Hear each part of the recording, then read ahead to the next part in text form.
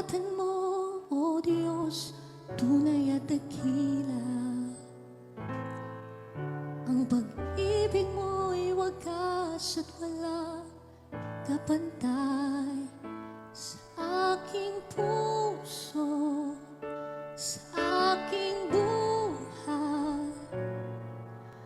Papurit pagsambay iaalay.